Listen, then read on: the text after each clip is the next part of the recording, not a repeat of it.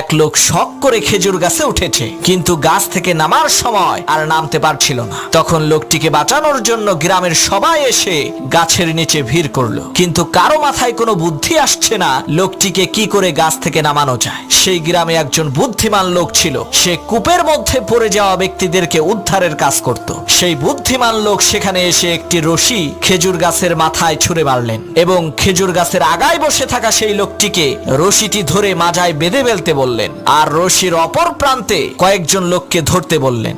বুদ্ধিমান লোকটির কথা মতো তারা রশিটিকে ধরলেন। হঠাৎ করে সেই বুদ্ধিমান লোক বলল, এখন টান মারো। লোকেরা রশি ধরে টান দিল, সাথে সাথে সেই খেজুর গাছে থাকা লোকটি মাটিতে পড়ে মারা গেল। তখন গ্রামের লোকেরা বলল, আপনি এটা কেমন কাজ করলেন? লোকটা মরে গেল। তখন সেই বুদ্ধিমান লোক বলল, ভাই, এটা লোকটার কিসমতের দোষ, আমার কোনো দোষ নাই। এই একই টেকনিক খাটাইয়া অনেক মানুষকে আমি কুয়া থেকে বের করেছি।